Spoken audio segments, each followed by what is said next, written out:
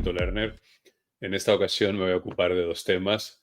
Empezaré con una breve referencia a un vídeo que ha publicado en YouTube el filósofo marxista Gustavo Buenista, nacional católico un poco inclasificable, Santiago Armesilla, sobre el dinero.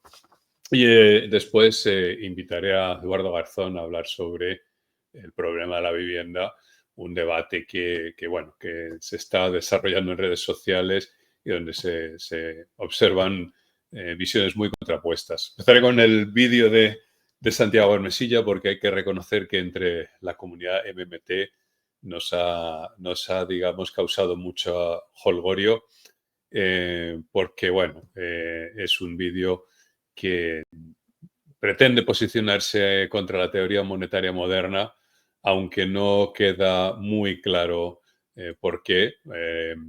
Parece ser que tiene algo que ver con su visión marxista, ¿no? O de los agiógrafos de Marx sobre el dinero, mercancía, ¿no?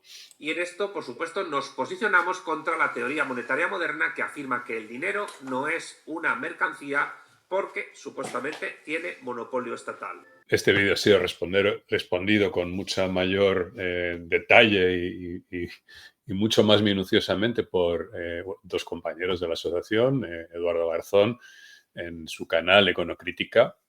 Facilito el enlace, por supuesto, y también por Alexandre García desde su otro canal, Artículo 50. Ambos son análisis muy concienzudos y detallados del vídeo. Podemos entrar en un debate ontológico sobre si el dinero es o no es una mercancía. Yo creo que eso es un debate interesante para entendidos, pero en cualquier caso resulta sorprendente que Armesilla hable de dinero mercancía y al mismo tiempo empiece a emplear términos un poquito oscuros y filosóficos o difícilmente, ¿no?, crípticos para la mayoría de la población.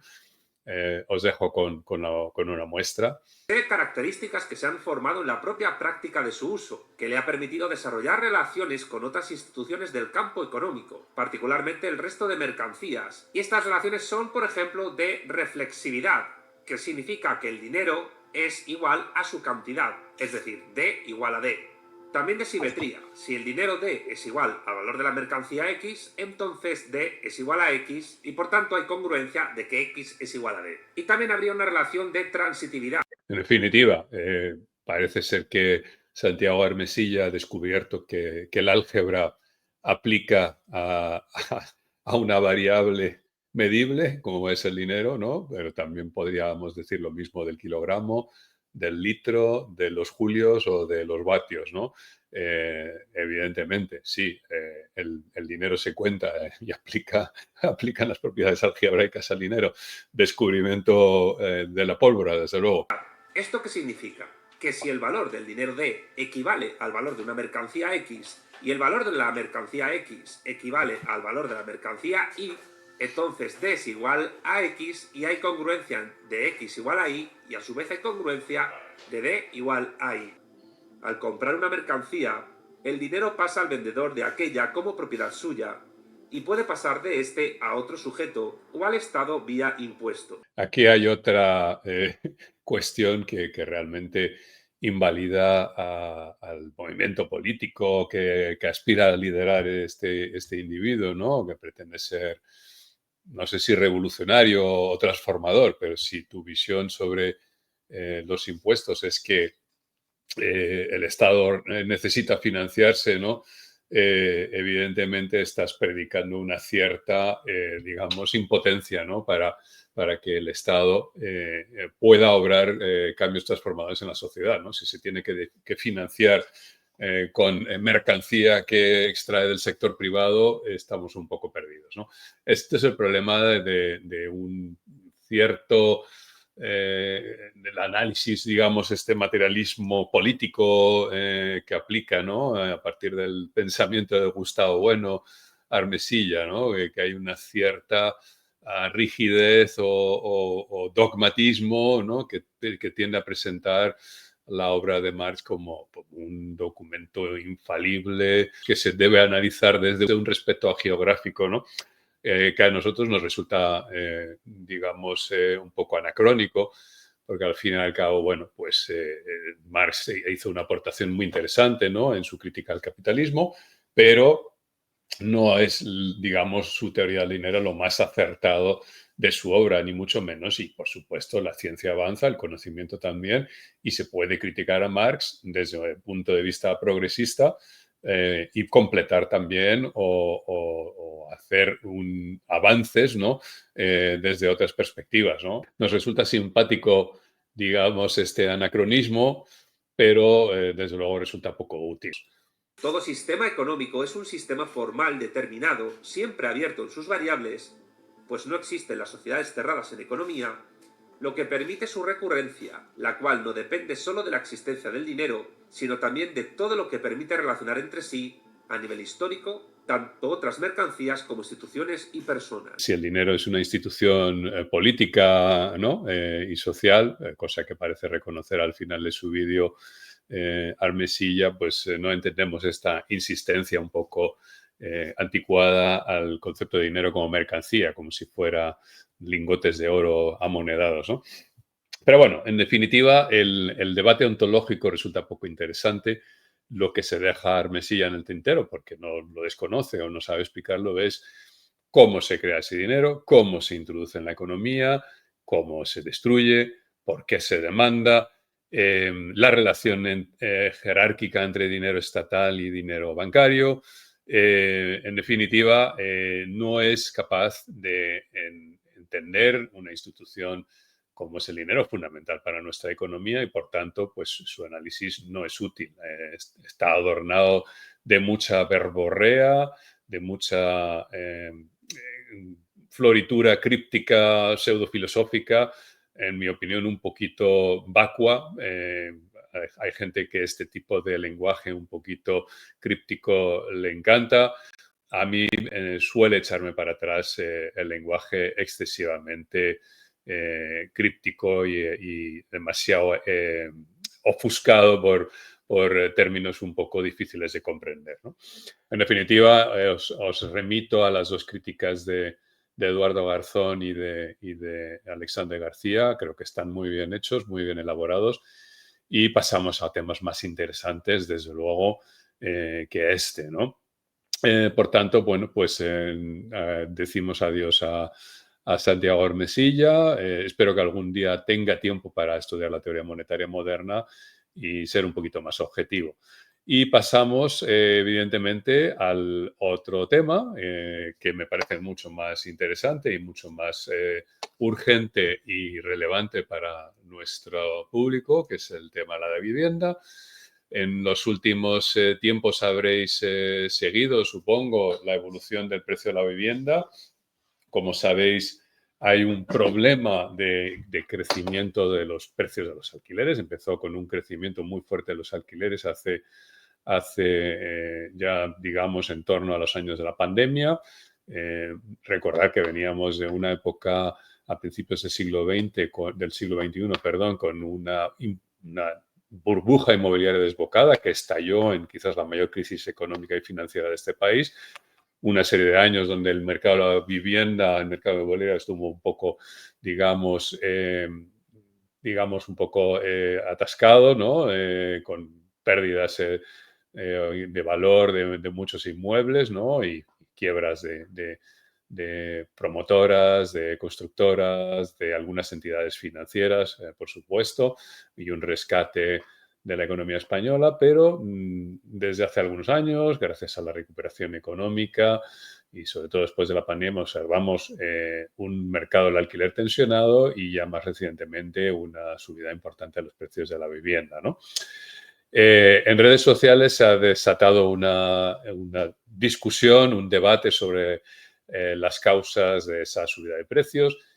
Nos encontramos a gente como Juan Ramón Rayo, como Daniel Lacalle, como Bernardos, como Domènech, economistas que van desde de todo el arco, ¿no? Desde el pensamiento reaccionario austríaco hasta el pensamiento neo-keynesiano, ¿no?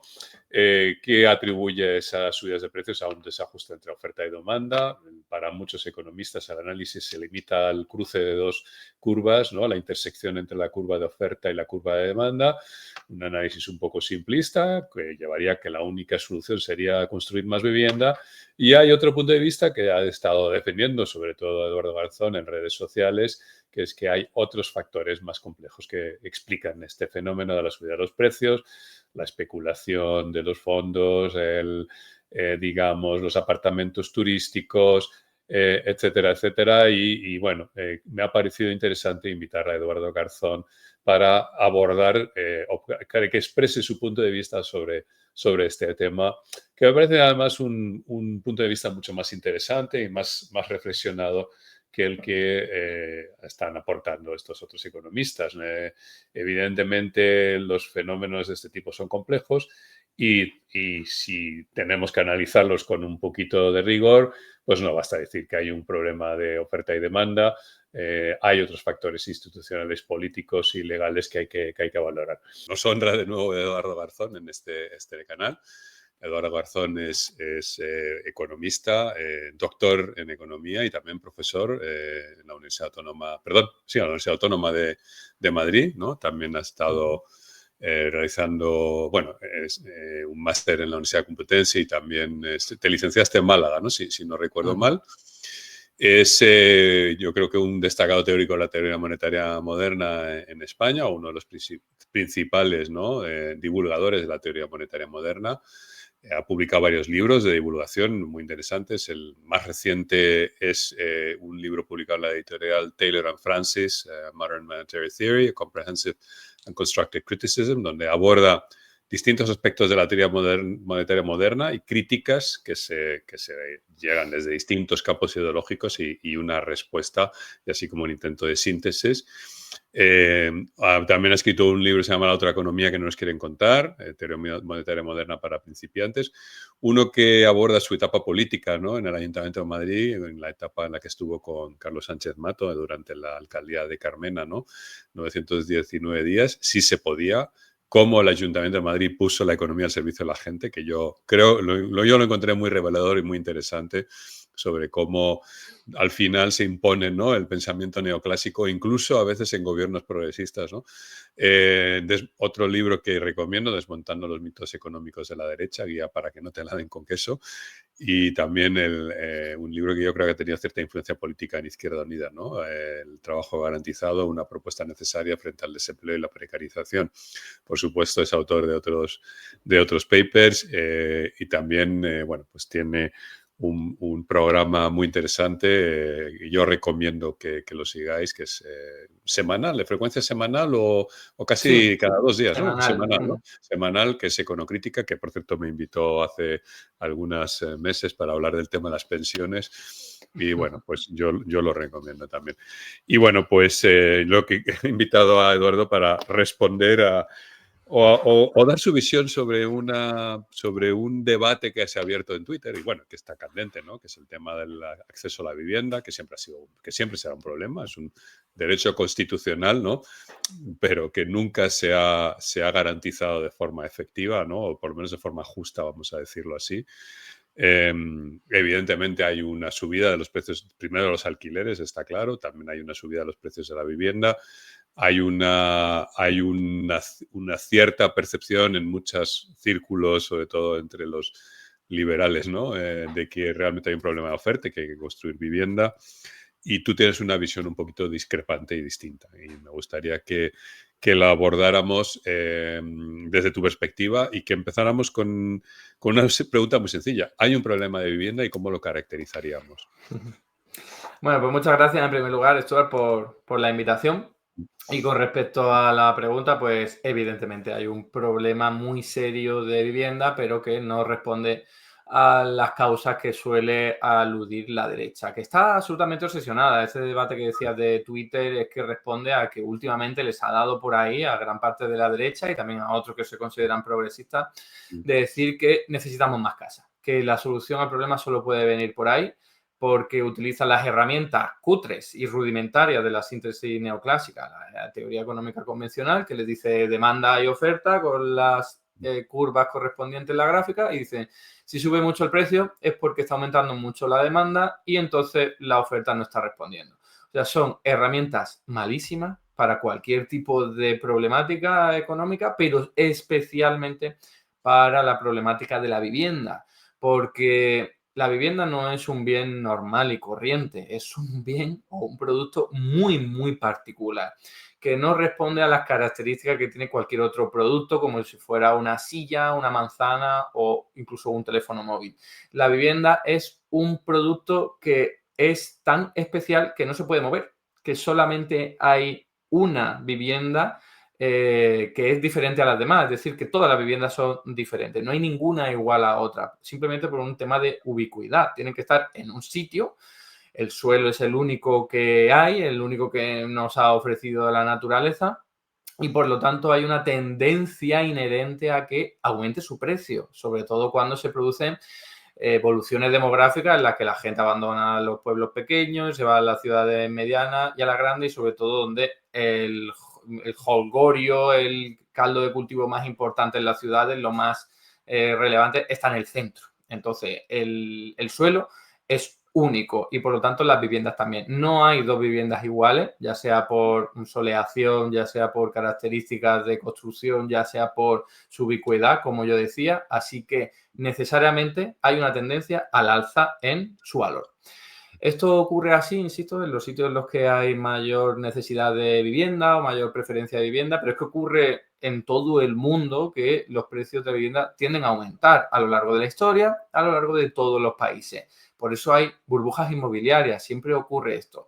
Evidentemente, eso no es lo mismo que nos puede ocurrir con un bien como un libro, porque los libros se pueden se pueden producir más, hay libros muy parecidos, puedes producir varias copas del mismo ejemplar, y lo mismo con cualquier otro producto que nos pueda venir a la cabeza prácticamente, pero la vivienda no funciona así.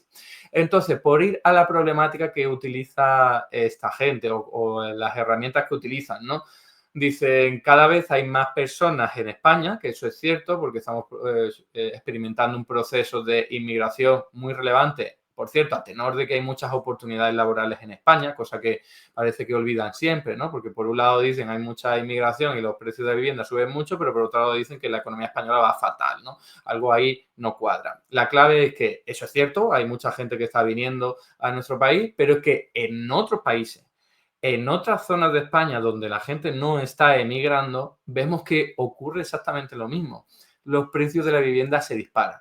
Así que simplemente esa constatación ya nos serviría para darnos cuenta de que como mínimo hay algo más. Como mínimo hay algo más a que haya mucha gente llegando. Que sí, que es un factor evidentemente que opera a la hora de explicar la evolución de los precios. Pero si vemos que hay países como Estonia, Letonia, Hungría, que están perdiendo población sistemáticamente y al mismo tiempo los precios de la vivienda están subiendo incluso más que en España, oye, ¿estás seguro de que el problema de que los precios de la vivienda responden a una evolución demográfica? Porque simplemente esa constatación ya nos evidencia que no. Que insisto que ¿Te como puedo mínimo interrumpir habría un algo. momentito? El tema de la inmigración. Es verdad que ha entrado mucha población foránea en los últimos 2 años, sobre todo después de la pandemia, ¿no? Desde que se reactivó la economía, que estamos hablando casi de 500.000 de habitantes al año, más o menos, han entrado en los últimos 2 años, fundamentalmente de América Latina, África y sí, sobre todo Marruecos, ¿no? Y algunos países africanos y América Latina. Claro, esta gente no accede a la vivienda en los barrios, digamos, elegantes de Madrid, ¿no? En el barrio de Salamanca, por decir algo. Bueno, hay ahí también algún fenómeno, ¿no? Dicen de entrada de especuladores, de algunos, digamos, de gente de alto poder adquisitivo, ¿no? Pero bueno, mayoritariamente se van a ir a barrios de periféricos, ¿no? De la ciudad, ¿no? Y no a comprar, van a No a comprar, alquilar. a alquilar, exactamente. Entonces, ¿hay evidencia de que esta gente tiene dificultades para acceder a la vivienda o hay algún tipo de estadística o algún tipo de recurso que nos permita constatar si estas personas que están entrando y que mayoritariamente van a ciudades, aunque también se están yendo a pueblos, porque me consta que en pueblos medianos de España también hay inmigración, ¿tienen dificultades para acceder a la vivienda o no la tienen? La gente va allí donde hay oportunidades de trabajo. Entonces hay pueblos, hay medianas ciudades que también están ofreciendo esas oportunidades, entonces van allí, ¿no? La pregunta que me haces es si tenemos datos, ¿no? Si tenemos alguna forma de constatar que esta población, porque hay un incremento demográfico, causado fundamentalmente por la inmigración, porque la población el crecimiento vegetativo de la población española más bien es plano tirando hacia abajo, ¿no? Es negativo, sí. Es más negativo, o sea, hay más muertes que más fallecimientos que nacimientos. Como toda Europa y casi todo el mundo ya. Claro, o sea, el crecimiento de la población es por inmigración, básicamente, ¿no? O a lo mejor algún divorcio que produce que un hogar se convierta en dos, ¿no? Pero fundamentalmente es por inmigración. ¿Tenemos alguna forma de constatar que esta gente que está llegando tiene dificultades para acceder a la vivienda o no lo tenemos? ¿Sabes si hay algún recurso o hay algún análisis que nos permita saber si esta gente tiene acceso? Porque además realmente este debate no está tratando de resolver el problema de la vivienda de esta gente, ¿no? En principio, me parece que no. Hombre, por supuestísimo, por supuestísimo. De hecho, ya insisto en que lo único que están haciendo es aplicar herramientas defectuosas a una problemática muy compleja y están diciendo tonterías, vamos a decirlo así de claro, porque es que por ir a esto último, vamos a darle la razón, vamos a construir vivienda. ¿Qué se creen? ¿Que la vivienda se tarda un mes en construir? No, tarda mucho tiempo. Entonces, si te estás llegando 500.000 de personas cada año prácticamente, ¿tú qué crees? ¿Que vas a solucionar las cosas poniéndote a construir ahora? ¿No se dan cuenta de que eso no es una solución ni siquiera a corto plazo, incluso aceptando sus propias premisas? Pero llegando al tema de la inmigración, que me las tira por ahí, quería desarrollarlo de otra forma, pero bueno, te cojo el guante. Hay dos perfiles de inmigración. Es típico perfil que sabemos que emigra por desesperación, por necesidad, en su país no vive bien, no tiene buenas oportunidades para labrar su futuro y entonces se viene a una economía pues más o menos sólida, que ofrece oportunidades laborales, etcétera, etcétera, ¿no? Entonces, eso sabemos que viene con poco dinero, con poca capacidad económica, por desesperación. No hace falta ver datos, que no sé si lo hay, insisto, pero no hace falta ver datos para saber que esa gente no compra, no tensa el mercado de compraventa, puede tensar el del alquiler, obviamente, porque es mucha gente que tiene que vivir en algún sitio, aunque bueno, muchos de ellos acaban hacinados precisamente porque el alquiler está disparado, ¿no? Y luego tenemos el perfil que es el adinerado, que es sobre todo el europeo, el británico, el alemán, italiano también. Antes había muchos rusos y esos son personas normalmente jubiladas que vienen aquí a vivir, pero se quedan a vivir, con lo cual son inmigrantes residentes a lo largo de todo el año, que eso sí tienen dinero y a los que se han sumado encima gente de teletrabajo, o sea, los famosos nómadas digitales que se han sumado después de la pandemia, que eso sí son gente más joven, en edad de trabajar, pero que tienen una pasta increíble para irse a Málaga, a la Costa del Sol y pillarse un piso en primera línea de playa, porque tienen esa capacidad económica tremenda. Entonces, es importante hacer esa distinción porque para resolver la problemática es diferente, ¿no? Entonces, yo quería decir que en todos los países del mundo está ocurriendo esto, porque hay una tendencia a que la gente se concentre en las grandes ciudades. Esto por un montón de factores que yo creo que todo el mundo conoce, hay más oportunidades de todo, de ocio, de trabajar, etcétera, etcétera. Y al mismo tiempo, insisto, con ese problema de oferta que los de la derecha nunca señalan, que es que el suelo es el que es y la gente quiere vivir en el centro. Entonces se producen anillos concéntricos en el que aparece una gentrificación, la gente va yéndose más lejos porque los sitios en los que la gente quiere vivir acaban siendo comprados por personas que tienen capacidad económica. Pero a esto, que es simplemente una cuestión de vivencia, ¿no? Necesito vivir en un sitio, hay que sumarle la especulación, que todo el mundo en España la conoce muy bien porque solemos sufrirla cada 10 años. Hay aquí un proceso de burbuja inmobiliaria. Los años anteriores es verdad que estaba motivado por población residente y utilizando el crédito que le ofrecían los bancos. Eso fueron las burbujas de los años 80, la burbuja de los años 90 y también 2000. Y ahora nos encontramos en una situación muy diferente que tiene que ver con, sobre todo, especulación por parte de empresas inmobiliarias. Algunas de ellas son fondos de inversión directamente y otras son pues empresas que se encargan de comprar viviendas para ponerlas en alquiler. Pero hay una especulación que es compro barato y vendo caro.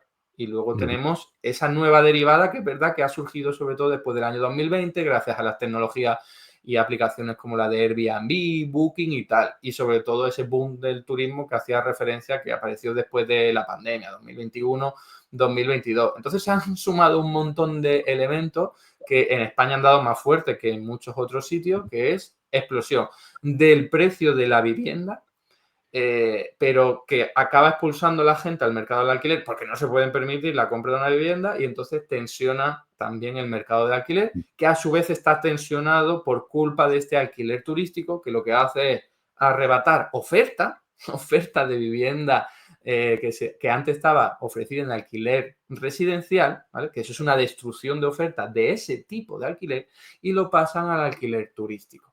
Entonces, cuando ellos dicen hay que construir casas, no se están dando cuenta de que la oferta de alquiler residencial se ha hundido, pero no precisamente por magia de cuestiones divinas, sino que es precisamente porque hay un boom turístico que está tensionando este mercado que ya tiene problemas intrínsecos por especulación, evolución demográfica y reparto de la gente en función del territorio y esto último que estoy diciendo del turismo, ¿no? Turismo, especulación y movimiento demográfico.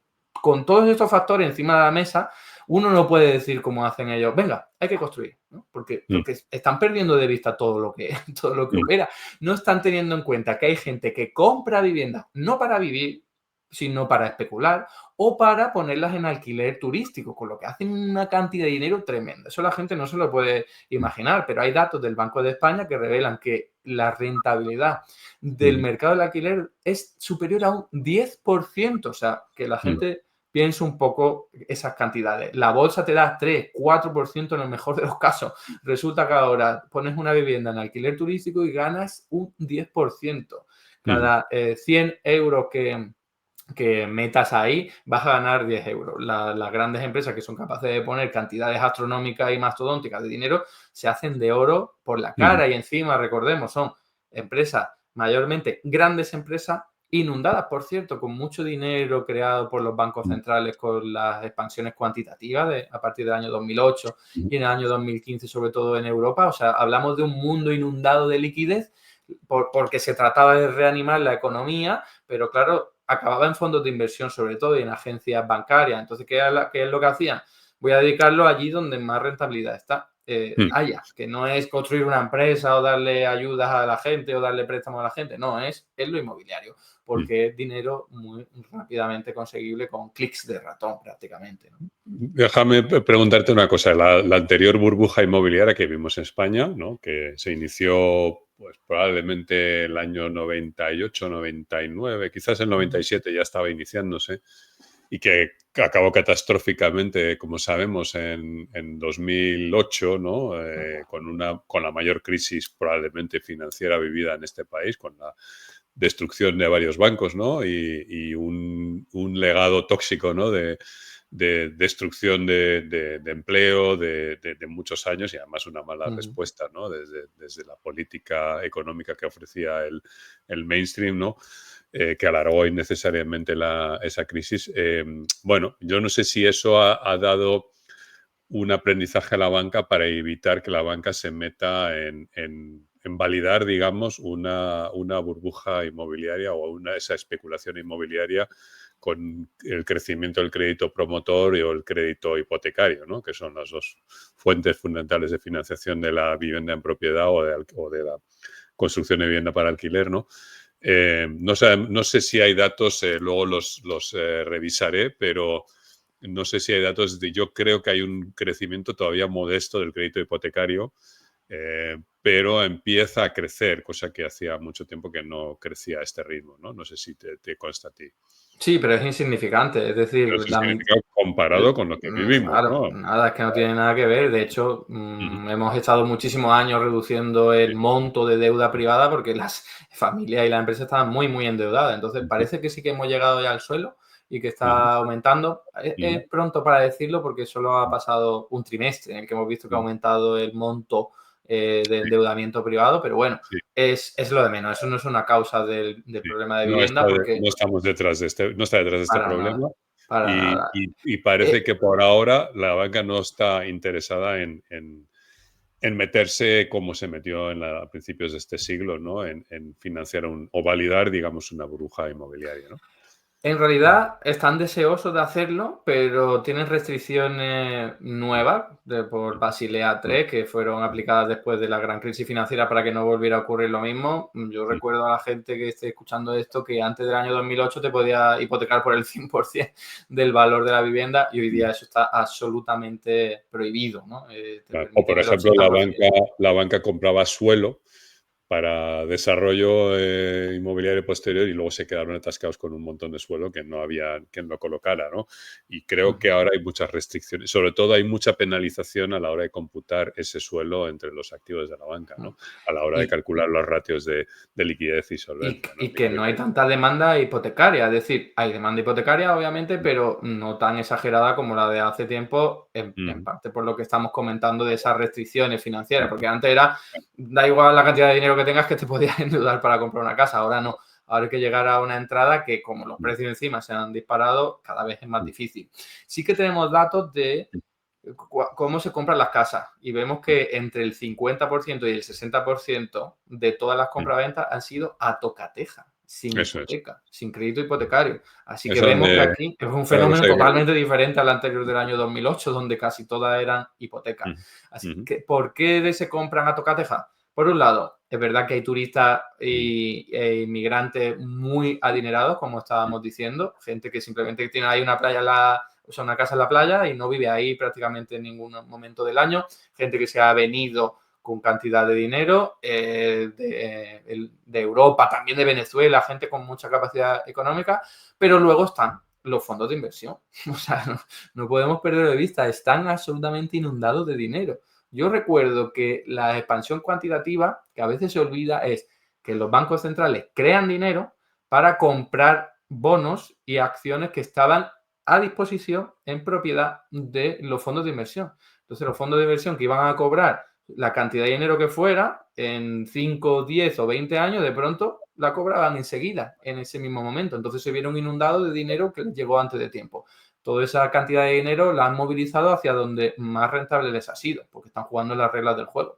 Y estamos hablando de la banca en la sombra, que tiene una cantidad tremenda de activos que no deja de crecer y sus inversiones en lo inmobiliario no dejan de crecer, pero a unos niveles que cuando yo he ofrecido datos y gráficos, hasta yo me sorprendo de la cantidad exponencial que hay. Así que estamos viendo que aquí la mano que hay detrás es la especulación. Especulación porque estamos hablando de rentismo. La banca obviamente no está viendo una oportunidad de negocio como los que vieron hace 20 años, ¿no? Es decir, no están dando crédito. Tampoco a lo mejor hay demanda para crédito hipotecaria como hubo a principios del siglo XXI, cuando se incorporan al mercado de trabajo las cortes, ¿no?, del baby boom español, ¿no? No hay un baby boom que se esté incorporando ahora al mercado de trabajo ni al mercado de la vivienda, por supuesto. Y por tanto la banca no parece, o por lo menos a lo mejor ha aprendido incluso lecciones, no lo sabemos, a lo mejor están deseosos, pero a lo mejor no ven todavía elementos como para meterse a saco en esto, ¿no? Pero también hay un factor aquí, y es que a principios del siglo XXI el tipo de interés estaba hundido. Entonces, claro, por cada operación hipotecaria el banco cobraba muy poquito. Por eso estaba necesitado de ofrecer muchos más créditos hipotecarios, porque así con cada uno ganaba poco, pero si tenía muchos ya ganaba bastante. Ahora los bancos ya tienen un tipo de interés mucho más elevado, sobre todo cuando ponen tipo de interés fijo, que se pasan 8 pueblos, y entonces lo que hacen es tener un negocio asegurado con muy pocos préstamos hipotecarios. Entonces ahí está. Hay un margen de intermediación mucho mayor que hace 20 años. Eso es. Y además, sobre todo lo vemos cuando comparamos, en España ocurre más, porque lo comparamos con los tipos de interés que ofrecen las entidades bancarias en otros países y vemos que aquí la cosa no cuadra. Aquí hay algo que falla y es, obviamente, que se están aprovechando los bancos en España que tienen un poder de mercado tremendo. Un oligopolio dominado por 3 bancos prácticamente y ofrecen mucho menos rentabilidad por nuestros depósitos en sus cuentas bancarias y al mismo tiempo nos ofrecen hipotecas mucho más caras. Más las comisiones que subieron muchísimo cuando bajaron los tipos de interés, pero ahora que han subido los tipos de interés siguen altísimas. O sea, los bancos tienen beneficios empresariales que cada año hacen un nuevo récord. O sea, ellos no tienen problema, lo que pasa es que ya no tiran tanto por el mercado hipotecario, por lo que estás diciendo también, ¿no? Menos evolución demográfica, pero sobre todo es porque están comprando las casas a tocateja. Entonces pasan de los bancos. Estamos hablando ya de que hay un nuevo actor que ha eclipsado a la banca y es la banca en la sombra, los fondos de inversión, que tienen una cantidad de dinero tremenda. Y esos son los principales responsables. Luego podemos encontrar más, como que se haya llevado un montón de alquiler residencial al turístico, que haya gente que tenga mucho dinero y diga, ¿yo qué hago? Pues voy a comprarme una casa y la pongo en alquiler y se aproveche del rentismo, ¿no? Entonces, hay un montón de factores ahí que habría que abordarlo, pero desde luego lo que no hay que hacer, al menos en exclusividad, es construir casa. Porque se ha generado un debate falso. No se trata de que nosotros nos opongamos a que se construyan casas. Por supuesto que no. De hecho, este gobierno actual está construyendo muchas más casas que los gobiernos anteriores de Mariano Rajoy, por ejemplo, porque los tiempos han cambiado también, entre otras cosas, ¿no? Pero como que señalan a la izquierda no quiere construir. No, perdona, es que lo de construir es lo último que hay que hacer. Lo primero que hay que hacer es capar la especulación para que no haya aquí grandes empresas, que encima muchas de ellas son extranjeras, comprando viviendas simplemente para venderlas luego cuando sean más caras o para ponerlas en un alquiler que le va a dar muchísima rentabilidad. Eso hay que prohibirlo o limitarlo. Y luego lo segundo, el alquiler, que es otra dimensión. No se puede permitir que estén sacando del mercado un montón de viviendas en alquiler residencial para ponerlas en alquiler turístico, porque eso es poner todo nuestro potencial inmobiliario a disposición de los turistas, en vez de a disposición de las necesidades de nuestra propia población. Entonces hay que regular el uso, hay que prohibir la especulación y luego, si ya vemos que faltan casas, habrá que construir y preferiblemente que sea desde lo público para que se ofrezca en condiciones sociales. ¿Cómo pararíamos estos fondos? No sé, BlackRock me parece, ¿no? Que es uno de los que ha comprado vivienda, ¿no? Y hay otros fondos. ¿Cómo los pararíamos? Porque, claro, estamos en un entorno que sacraliza o que protege, digamos, la libre circulación de capitales y que yo creo que ha dejado inermes de alguna manera a los gobiernos para protegerse frente a estas operaciones, ¿no? Porque aquí estamos, ante todo, está la defensa del libre mercado, ¿no? Vamos a llamarlo así. Y claro, no sé si hay herramientas dentro del marco institucional vigente que nos permitiría prohibir, por ejemplo, que estos fondos o incluso expropiarles a estos fondos sus propiedades inmobiliarias, ¿no? ¿Cómo se te ocurren, qué formas se te ocurren de frenarlos o de incluso expulsarlos, ¿no? del mercado, ¿no? Expropiar ya sabemos que no nos deja nuestro ordenamiento jurídico, ya nos gustaría. Hay algunas fórmulas que sí se permiten, como la de tanteo y retracto, que es cuando ocurre una circunstancia particular, la administración pública sí puede hacerse con esa vivienda y hace poco ocurrió, creo recordar que fue en Valencia, ¿no? O sea, que la administración pública se hizo con unas viviendas que eran de un fondo de inversión y entonces pudo ponerlas en alquiler social. Pero es verdad que eso está muy limitado, con lo cual, no sé que hagamos la revolución y cambiemos la Constitución, lo que nos va a quedar es utilizar otro tipo de herramientas. Pero ojo, que es que no se trata de que ahora mismo los fondos de inversión tengan las mismas características y facilidades que tiene cualquier otra persona. No, es que tiene muchas ayudas, muchas bonificaciones fiscales.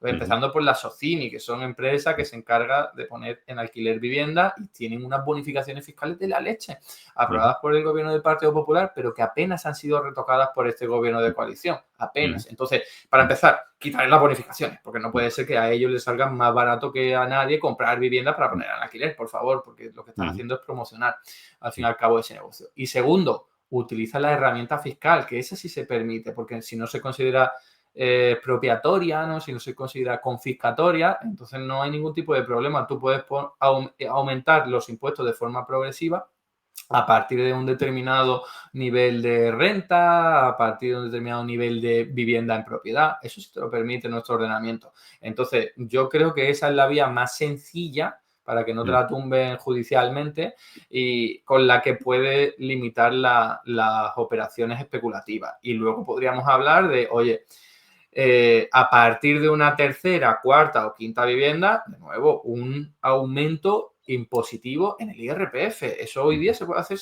de una forma muy sencilla, porque ya nuestra declaración de la renta incorpora rentas e imputa rentas por tener propiedades. Entonces, ahora mismo tú puedes elevar eso muchísimo, un tipo impositivo a ese tipo de renta, y eso se hace de la noche a la mañana. y podrías impedir que la gente acumule casa, porque vamos a dejarlo claro al final. Si la vivienda es un derecho constitucional y queremos que haya gente que, aunque vengan de fuera o sean jóvenes que acaban de llegar al mercado laboral y que necesitan una vivienda, estamos hablando, que la puedan tener. Lo que no podemos permitir es que haya gente acumulando aquí decenas y centenares de viviendas. ¿Qué ocurre? Que lo tenemos, son grandes tenedores, que son empresas, pequeñas familias que se encargan de ese negocio o llevadas por fondos de inversión directamente. Entonces, se trata de repartir. Por eso yo decía, si nos ponemos a construir nuevas viviendas, aparte que tardan en construirse, si no cambiamos nada, acabarán siendo los mismos los que la acaben comprando. O sea, gente con capacidad económica, fondos de inversión, turistas o inmigrantes muy adinerados que las comprarán para vivir en ellas o para ponerlas de nuevo en alquileres de negocios para especular cuando su precio aumente. O sea, que construir viviendas per se no soluciona absolutamente nada. Es más, te puede empeorar el problema. Cosa que ya vimos en los años 2000, porque se construían más viviendas en España que en Francia, Alemania e Italia conjuntamente. O sea, una maldita locura. Y el precio no deja de subir. O sea, su herramienta de demanda y oferta detrás había una validación de esas, básicamente el sector bancario. O sea, los bancos estaban financiando los incrementos de precios, ¿no? Esos fueron los causantes. A veces siempre se echa la culpa de la inflación desde los ámbitos neoliberales, ¿no?, al gasto público, pero aquí clarísimamente fue la actividad crediticia de los bancos la que y ahora te lo validan estos fondos de inversión y esta gente adinerada que está inundada de dinero proveniente de los bancos centrales. O sea que en realidad dinero hay. Una solución podría ser al problema de la vivienda, sobre todo para estos colectivos más excluidos, jóvenes, migrantes, que querrían hacer a la vivienda y se ven obligados a quedarse en casa de sus padres, ¿no? O lo que sea, ¿no? A compartir vivienda con otros 3 personas de su edad que a lo mejor no les apetecería, ¿no? Pero no les queda más remedio. Podría ser la construcción de un parque público de vivienda de alquiler social y que eso no estuviera absolutamente blindado, que se pudiera vender en el futuro como se ha hecho, ¿no? Porque se ha vendido vivienda social, se ha vendido vivienda pública de alquiler social, se ha vendido a fondos. En Madrid ha habido casos, ¿no? Pero ¿podría eso contribuir a resolver el problema? ¿O tampoco sería...? Por supuesto que sí. Yo creo que todo el mundo llega a ese nivel, ¿no? Si se ponen más casas a disposición a unos precios asequibles, eso va a mejorar. Pero yo no empezaría por ahí. Que España tiene que hacer muchas cosas ahí porque, como bien has dicho, teníamos un parque público de vivienda bastante importante, de alquiler social y de compra social, y fue arrebatándoselo poco a poco, ¿no? Pasándolo al mercado porque se permitía vender ese tipo de viviendas, ¿no? Que eso ya está prohibido en algunas comunidades autónomas. Y yo solo espero que lo haga con todo el territorio, ¿no? Entonces, por supuesto que eso ayuda, que por cierto no hace falta tampoco que sea lo público. Tenemos experiencias como la de Viena que funcionan muy bien, que son también viviendas de protección social, pero que las puede llevar una entidad privada, pero con un lucro limitado, ¿no? Que no me acuerdo ahora mismo el nombre de esas sociedades, pero son con lucro limitado y dice, solo puedes ganar un 3%, pero el Estado te va a dar recursos, te va a ayudar a buscar a los inquilinos, etcétera, etcétera. O sea que en verdad fórmulas para esto hay un montón, pero si solo hacemos eso, insisto, no vamos a solucionar nada. Para empezar, construir se tarda. Entonces, el problema es ahora, la gente tiene la urgencia ahora, entonces no se la resolveríamos en el momento. Y lo segundo, si no tocamos en la madre del cordero, el problema más importante, y es que están acaparando viviendas para especular con ellas, en vez de para ponerlas a disposición de la familia que sea su primera vivienda. ¿Por qué no bajamos todos los impuestos a cero en la compra de la vivienda habitual? Y así la gente no tiene que verse obligado tampoco a vivir en alquiler. ¿Por qué no hacemos eso? O si es su alquiler, su única vivienda de alquiler, vamos a bajarle los impuestos. Que la derecha siempre se llena la boca y dicen hay que bajar los impuestos, pero claro, ellos están pensando más en términos generales y al rico y tal. No, pero nosotros queremos asegurar una vivienda como derecho fundamental, pues vamos a eliminar todos los impuestos. No tiene sentido que un joven o una familia cualquiera compre una vivienda y tenga que pagar un pastizal tremendo por IVA, si es de primera vivienda, de primera construcción, o ITP, si es de segunda construcción, o sea, de segunda mano. O sea, que eso no tiene sentido. Si es su primera vivienda, vamos a dar facilidad. Sí. Bueno, evidentemente es un problema complejo, de difícil solución, sobre todo si no hay voluntad política de abordarlo, ¿no? Y las herramientas que nos permite el marco institucional encima nos limitan muchísimo. Pero evidentemente lo que entiendo que tu primera recomendación política, más que construir, sería abordar el problema de la especulación. Es decir, excluir de alguna forma el mercado a una serie de agentes, ¿no? De alguna manera, o limitar su capacidad de, bien pues, mediante herramientas fiscales, bueno, es que son las que fundamentalmente has mencionado, pero quizás también habría otras herramientas, por ejemplo, prohibir que Airbnb u otras empresas similares puedan tener viviendas de alquiler turístico, ¿no? Que no sé si eso en alguna localidad se ha implantado ya, creo que Barcelona lo estaba intentando, no sé si ha tenido éxito, pero Barcelona es un caso de turistificación brutal, ¿no? Y creo que lo han intentado, pero no sé si se ha llegado pero en otras ciudades del mundo sí, en Ámsterdam hay una parte en la que solo puedes comprar una vivienda si vas a residir en ella, lo mismo pasa en Nueva York, que si vas a poner en alquiler una vivienda tienes que estar tú en la misma vivienda, o sea que son medidas que claramente van orientadas a limitar el impacto del Airbnb y tal. Creo que es Cataluña la que ya ha dicho que para el año 2028 o 2029 va a prohibir absolutamente el negocio del Airbnb, ¿no? Que a lo mejor hay algunas personas que le parece un poco excesivo, pero también resulta que es que hay viviendas que se ponen en alquiler que no están dadas de alta, quiero decir, que no tienen licencia para ello. Y en la Comunidad de Madrid lo vemos como en la propia capital del Reino de España hay un montón y no están con licencia, con lo cual, pues ahí de nuevo encima estamos hablando ya de cuestiones que ponen en riesgo la propia seguridad del inquilino, porque a lo mejor no tienen forma para evacuarlo, no son viviendas en sí, sino a lo mejor es un local que lo han puesto en forma de alquiler para sacar un dinero y ya estamos hablando de otro tipo de cuestiones mucho más serias, que creo que hasta el Partido Popular, el alcalde, no le ha quedado más remedio que perseguir eso, esa falta de licencias, pero hay un montón de medidas que se pueden adoptar para limitar esto. Y yo creo que es muy sencillo. Si uno tiene, que es lo que falta, ¿no? La voluntad política y la visión ideológica o filosófica de que cada familia tenga una casa. Y a partir de ahí ya se verá. Pero vamos a asegurar primero que cada una tenga una casa y ya veremos si se permite que la gente acumule más vivienda. Lo que no tiene sentido es que hoy día haya gente con 10 viviendas y al mismo tiempo gente sin ningún tipo de vivienda. Eso es lo que no tiene sentido. También tendría sentido ya, no sé si esto es otro debate, porque es el de la España vaciada y la España envejecida, ¿no? Que se está quedando sin población y por tanto hay viviendas ahí, evidentemente, muchas veces en estado ruinoso, también hay que decirlo, ¿no? Porque tanto inhabitables o habría que reformarlas para que fueran habitables. Pero quizás una estrategia también podría ser empezar a plantear un reequilibrio territorial de la población, o esto es demasiado utópico e idealista. Es demasiado utópico con el gobierno que tenemos, claro.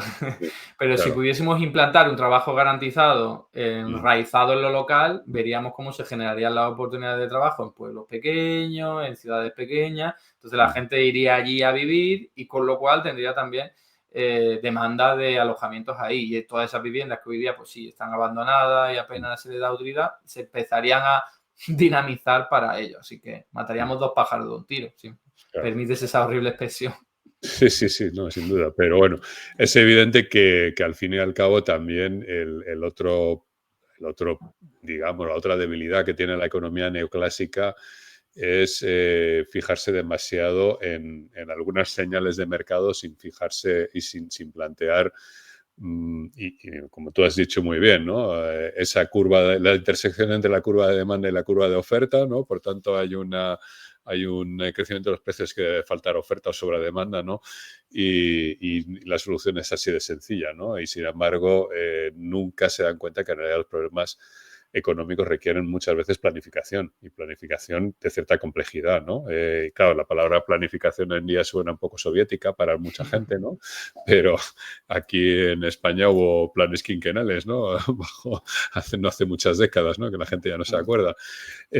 O Singapur, que es el país que muchas veces ponen de ejemplo, planifica toda la vivienda al milímetro. Entonces, quizás lo que falta es la voluntad política de planificar. Es decir, que el gobierno y el Parlamento El Parlamento debería tener una comisión, ¿no?, de vivienda que estudiara el problema a fondo, detectara las necesidades, tratara de identificar dónde hay necesidades de crecimiento de la población, futuras necesidades que ahora no se prevén. No sé, a lo mejor hay que construir un nuevo barrio en alguna zona, o hay que rehabilitar un barrio que está degradado, o hay que... Y eso implica una planificación que excede, digamos, de lo que se puede hacer con las señales de mercado, ¿no?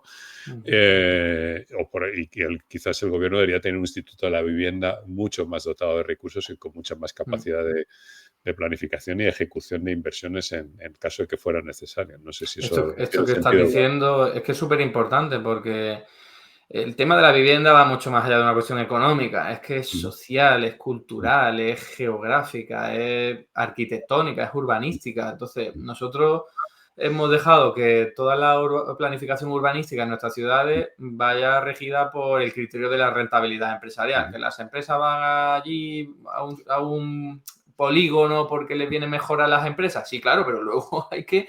todos esos trabajadores tienen que ir desde una parte muy alejada de ese sitio hasta allí. Como encima no hay transporte público, pues tienen que ir en coche o en moto, con lo cual contamina y se genera otro tipo de externalidades, simplemente porque las ciudades se piensan para que las empresas hagan su negocio. Y lo mismo ocurre con por qué la gente quiere vivir en el centro de las ciudades, porque es allí donde están los mejores servicios de transporte público, de oferta recreativa cultural, donde se hacen los conciertos, donde se hacen los espectáculos. Pues eso es algo que las autoridades públicas tendrían que empezar a descentralizar, que algo, por ejemplo, en Madrid, como es tan grande, algo ocurre.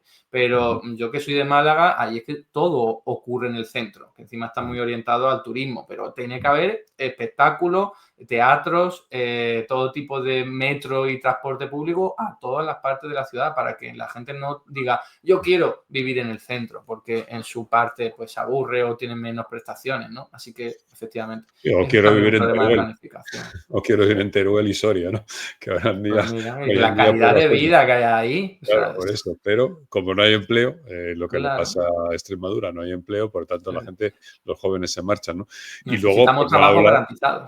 exactamente, por no hablar, o inversión pública y más centros de investigación, más universidades mejor dotadas, por no hablar de luego de lo anodino que es el urbanismo, digamos, en estos PAUs, ¿no?, que se construyeron a partir de los años 2000, Sí, que son todos idénticos, absolutamente aberración. anodinos, hechas con un molde, ¿no?, que se replica ad nauseam, ¿no?, y que hacen ciudades aburridas, ¿no?, aburridas y sin encanto y